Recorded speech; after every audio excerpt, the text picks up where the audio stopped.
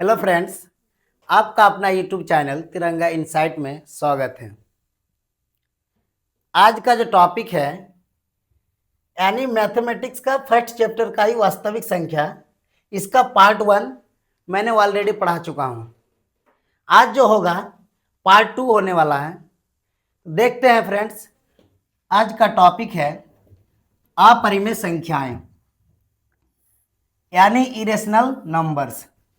वैसी संख्याएं जो पी बाई क्यू के रूप में नहीं लिखी जाती है, अर्थात परिमेय संख्याएं नहीं होती है, उसे अपरिमेय संख्याएं कहते हैं। उसे अपरिमेय संख्याएं कहते हैं। जैसे √2, √3, 1/√2, √1/2, पाई, उसके बाद 8√2 ETC, ये सब सभी संख्याएं क्या कहलाती है? अपरिमेय संख्या कहलाती है। इसे हम लोग पी बाई क्यू के रूप में नहीं लिख सकते हैं। उसके बाद देखते हैं अगला टॉपिक। इसमें भी सवाल एग्जाम में देखने को मिलता है। इसमें सवाल किस तरह से पूछेंगे? निम्नलिखित में से कौन अपरिमेय है, निम्नलिखित में से कौन अपरिमेय नहीं है। ये सब ऑब्जेक्टिव का जब सेशन लाएंगे उसमें सारा चीज यानी फिर से कर दिया जाएगा। उसके बाद नेक्स्ट टॉपिक है वास्तविक संख्याएं, और यही था चैप्टर का नाम, जिसको बोलते हैं रियल नंबर्स। रियल नंबर्स यानी वास्तविक संख्याएं हम लोग पढ़ रहे हैं। अब क्या करना है? परिमेय तथा अपरिमेय संख्याओं के संग्रह, संग्रह मतलब संग्रह या समूह, संग्रह या समूह को ही वास्तविक संख्याएं कहते हैं। वास्तविक संख्याओं को R से सूचित किया जाता है। जैसे R = 2/7, 3, √2, √3 ... ये सब क्या कहलाएगा? वास्तविक संख्याएं कहलाएगा। इसमें 2 पॉइंट और ऐड कर देते हैं। 2 पॉइंट क्या होता है? यानी सभी परिमेय संख्या जो है वास्तविक संख्याएं होती है। सभी परिमेय संख्याएं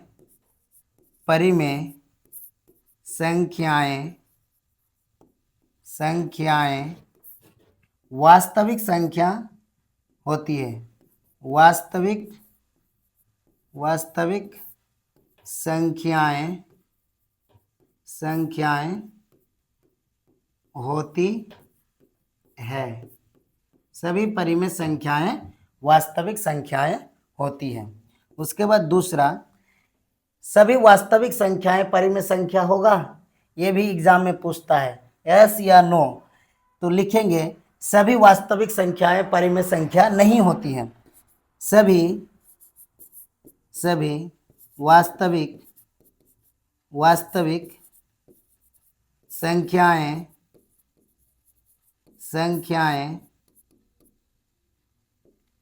परिमेय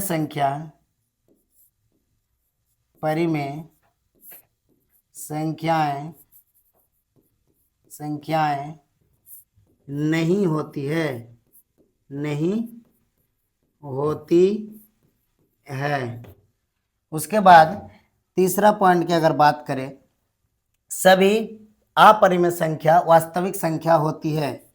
सभी अपरिमेय संख्या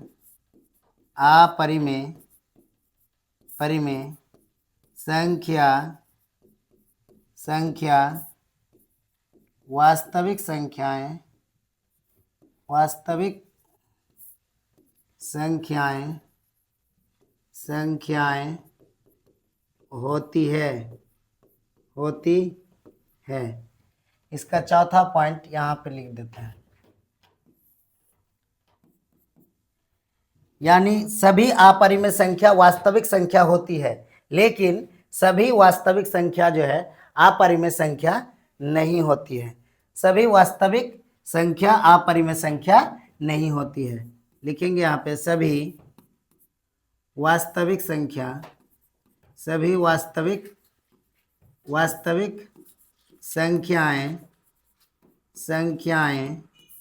अपरिमेय संख्याएं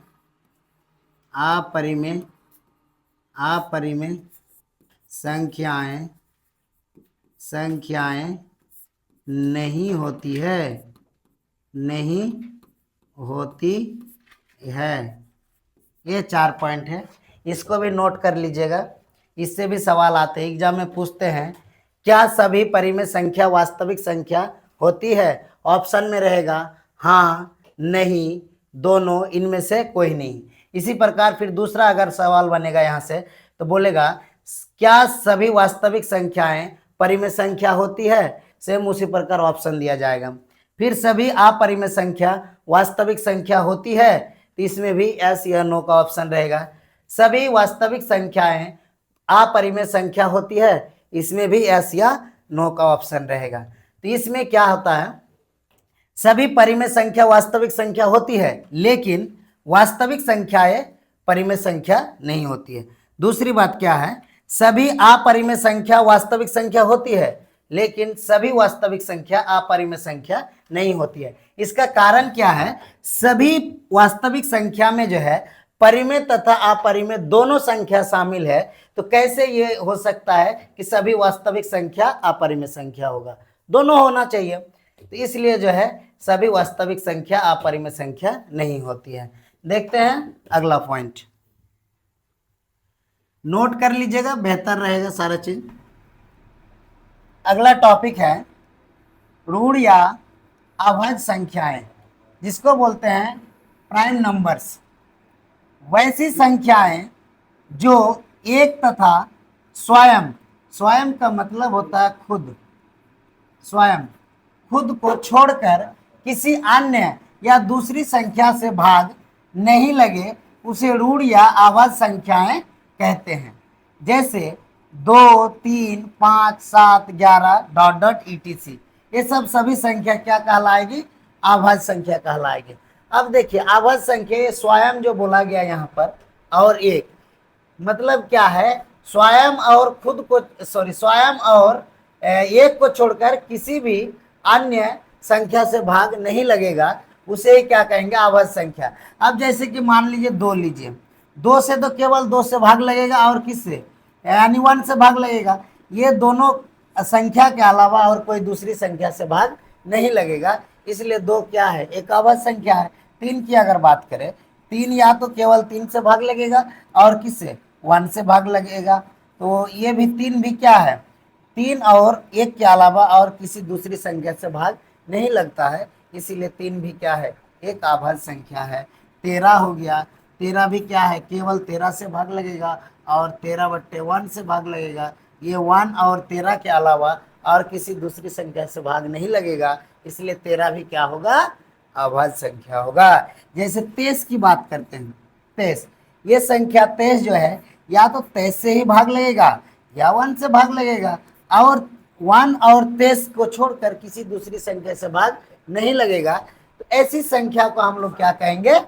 अभाज्य संख्या या ऋण संख्या कहेंगे। उसके बाद क्या है, यानी सबसे छोटी अभाज्य संख्या 2 है, केवल 2 सम अभाज्य संख्या है। एग्जाम में पूछता है जो निम्नलिखित में से सम अभाज्य संख्या क्या है, ऑप्शन में दे देगा 2, 4, 6, 9, इसी तरह से ऑप्शन में दे देगा। तो केवल और केवल 2 क्या है? सम अभाज्य संख्या है। उसके बाद देखते हैं अगला टॉपिक क्या है, सह अभाज्य संख्याएं को प्राइम नंबर्स। 2 या 2 से अधिक वे प्राकृत संख्याएं जिसमें एक के अतिरिक्त कोई भी उभयनिष्ठ गुणनखंड नहीं हो या उनका मासा एक हो, उसे सह अभाज्य संख्याएं कहते हैं। ये मासा जिसको बोलते हैं HCF, हाईएस्ट कॉमन फैक्टर।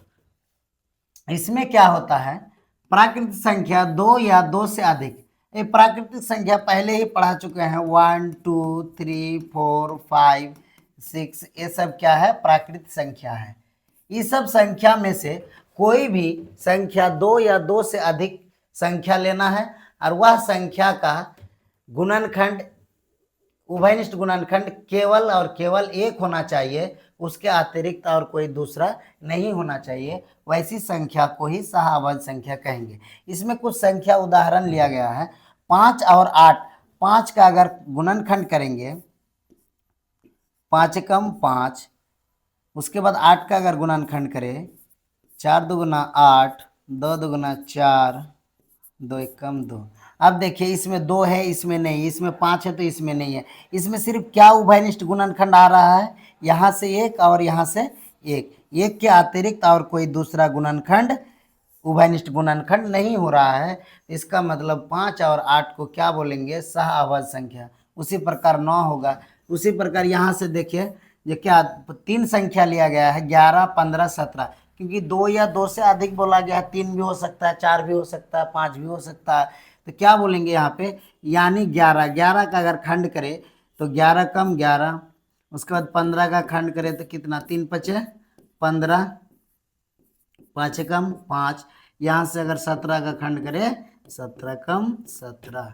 अब देखिए इसमें 11 है, इसमें नहीं है, इसमें भी नहीं, इसमें 3 है, 5 है, ये दोनों में नहीं है। 17 है लेकिन इसमें 17 नहीं। यहाँ से कॉमन क्या आ रहा है, यहाँ पे 1 मिल रहा है, यहाँ पे 1 मिल रहा है, यहाँ पे 1 मिल रहा है।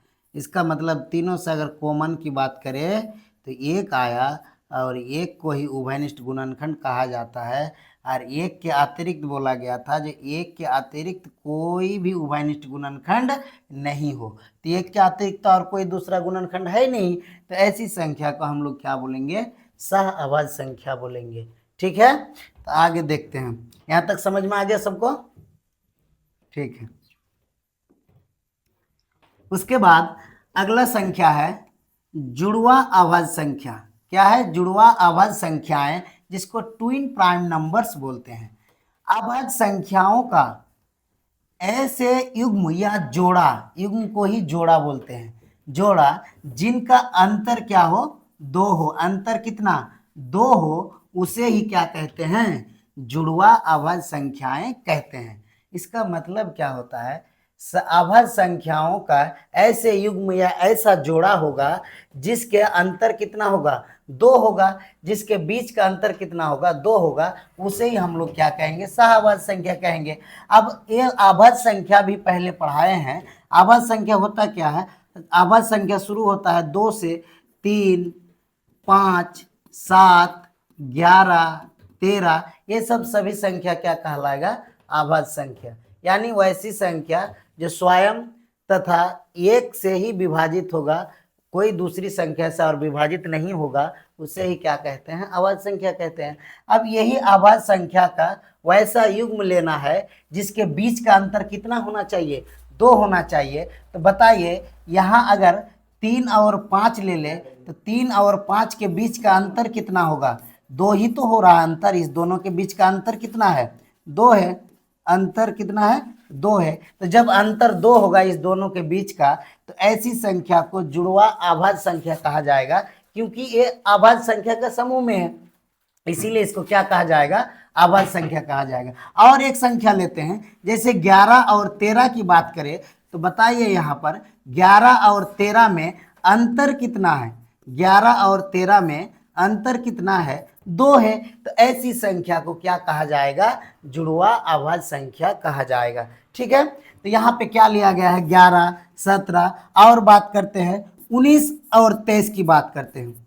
19 और 23 की क्या हो रहा है, क्या इसमें नहीं हो रहा, 2 का अंतर क्या हो रहा, नहीं हो रहा, इसमें ये नहीं होगा। और ले लेते हैं 29, 31, इसमें हो रहा है 29, 31, 29, 31, इसमें कितना का अंतर है, 2 का अंतर है। कितना का, 2 का अंतर है। जब इसमें 2 का अंतर है तो ऐसी संख्या को क्या कहा जाएगा, जुड़वा अभाज्य संख्या कहा जाएगा। क्या कहा जाएगा, जुड़वा अभाज्य, क्योंकि 29 भी अभाज्य संख्या, 31 भी अभाज्य संख्या है, तो ऐसी संख्या को यानी जुड़वा अभाज्य संख्या कहा जाएगा। ये भी एग्जाम में पूछते हैं, निम्नलिखित में से कौन जुड़वा अभाज्य संख्या है, ऑप्शन में कोई दे देगा, तो उसका कंडीशन पता रहना चाहिए। जो जुड़वा अभाज्य संख्या आखिर होता क्या है, वैसा संख्या होता है, अभाज्य संख्या का युग्म होता है जो क्या होना चाहिए, उनके बीच का अंतर कितना होना चाहिए, 2 होना चाहिए, उसे ही हम लोग क्या कहेंगे, अभाज्य संख्या यानी जुड़वा अभाज्य संख्या कहेंगे। तो ये सब संख्या क्या कहलाएगा, जुड़वा अभाज्य संख्या। इसमें भी 2 अंतर है, इसमें भी 2 का अंतर है, इस दोनों संख्या में भी किसका, 2 का अंतर है, तो ऐसी संख्या को क्या कहेंगे, जुड़वा अभाज्य संख्या। यहाँ तक क्लियर है बात?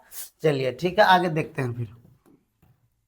चलिए आगे अगला टॉपिक है सम संख्याएं, यानी जिसको बोलते हैं इवन नंबर्स। इवन नंबर्स वैसी संख्याएं जो 2 से पूर्णतः विभाजित हो या फिर भाग लग जाए। विभाजित का मतलब क्या? भाग। विभाजित हो उसे ही क्या कहते हैं? सम संख्याएं कहते हैं। जैसे 2, 4, 6, 8 ये सब संख्या पूरा पूरा 2 से क्या लग जाए? भाग लग जाता है, पूर्णतः विभाजित हो जाता है। तो ऐसी संख्या को क्या बोलेंगे? सम अभाज्य संख्या। अब देखिए, सॉरी, सम संख्याएं। इसमें देखिए ये 2 जो है उसमें हम बताए थे क्या? 2 जो है सबसे, यानी 2 केवल जो है सम अभाज्य संख्या है। और सम संख्या की बात करें तो 2 से शुरू होता है। सम संख्या भी क्या है? 2 है, इसीलिए इसको केवल 2 को जो है सम अभाज्य संख्या बोला गया था या कहते हैं। उसके बाद अगला सवाल की अगर बात करें, विषम संख्याएं जिसको बोलते हैं ऑड नंबर्स। वैसी संख्याएं जो 2 से पूर्णतः विभाजित नहीं हो, यानी 2 से पूर्णतः भाग नहीं लगे, उसे ही क्या कहते हैं? विषम संख्याएं कहते हैं। जैसे 1, 3, 5, 7, 9 ये सब 2 से पूरा पूरा भाग नहीं लगेगा। नहीं तो देखिए आप 7 से अगर 2 से भाग देंगे तो कितना आएगा? 3.5। क्या ये संख्या पूरा है? पूर्णतः विभाजित हुआ? नहीं हुआ। तो इसे क्या कहेंगे? विषम संख्या कहेंगे। यहाँ सम संख्या के बात किए, सम संख्या देखिए 2 से पूर्णतः कट जाएगा, कितना आया? 5 आया। ये पूरा संख्या है, तो इसीलिए इसको बोलते हैं सम संख्या और इसको बोलते हैं विषम संख्या। उसके बाद देखते हैं अगला टॉपिक। अगला है यौगिक या भाज्य संख्याएं, जिसको बोलते हैं कंपोजिट नंबर्स। वैसी संख्याएं जिनके गुणनखंड 2 से अधिक हो उसे यौगिक या भाज्य संख्याएं कहते हैं। जैसे 4, 6, 8, 9, 10, 12, 14 ये सब संख्या क्या कहलाएगा? यानी भाज्य संख्या या यौगिक संख्या। यहाँ पे गुणनखंड की बात किया। गुणनखंड क्या बोला गया है? 2 से अधिक। 2 से अधिक कहने का मतलब 3 होगा, 4 होगा, 5 होगा, 6 होगा, 7 होगा। इस तरह से 2 से अधिक गुणनखंड होगा। जैसे कि मान लो 4 को तोड़ते हैं, 4 को तोड़ने पर 2 कम 2, 2 दूना 4, 2 कम 2, यहाँ पे क्या? 2 दूना 4, 2 क्या क्या आया? 2 आया। यानी इसको गुणनखंड के रूप में अगर लिखा जाए, 1 से भी कटता है, 2 से भी कटता है, 4 से भी कटता है, तो इसमें कितना आ गया? 3 आ गया। अगर 6 की बात करें, 6 बराबर 1 से भी भाग लगेगा, 2 से भी लगेगा, 3 से भी लगेगा, 6 से भी लगेगा। तो ये कितना है? कितना गुणनखंड की संख्या हुआ? 1, 2, 3, 4। तो इस तरह से गुणनखंड की संख्या होता है। तो इसी तरह से निकालते हैं। 2 से अधिक हो रहा है तो ऐसी संख्या को बोलेंगे भाज्य संख्या या फिर यौगिक संख्या। इसमें ये वाला एग्जाम में पूछा जाता है, सबसे छोटी भाज्य संख्या क्या होती है? 4 होती है, क्योंकि भाज्य संख्या 4 से शुरू होता है, इसलिए सबसे छोटी संख्या क्या हो गया? 4 हो गया। यहाँ से जो है संख्या से रिलेटेड सारा पॉइंट समाप्त कर दिए। अब जो होगा नेक्स्ट वीडियो में, जितना भी थ्योरी पढ़ाए यानी संख्या से रिलेटेड, इसके लिए ऑब्जेक्टिव का क्लास होगी। इसमें सारा जितना भी ऑब्जेक्टिव बनेगा वो ऑब्जेक्टिव अगले सेशन में लेकर आऊँगा। ठीक है, इसको बढ़िया से आप लोग पार्ट 1 और पार्ट 2 वीडियो अपलोड होगा। इसमें क्या करना है? सब ठो बढ़िया से रिवाइज करना है, कॉपी में नोट करना है और इसको बढ़िया से पढ़ना है, ताकि जो ऑब्जेक्टिव लाएंगे हम अगले सेशन में, तो ऑब्जेक्टिव अधिकतर आप लोग जवाब दे पाए। ठीक है, तो मिलते हैं नेक्स्ट वीडियो में। तब तक के लिए आप सभी को धन्यवाद। आप सब बढ़िया से तैयारी करते रहिए और अपना सेहत का ख्याल रखिए और पढ़ाई करते रहिए। ठीक है, best of luck. Thank you.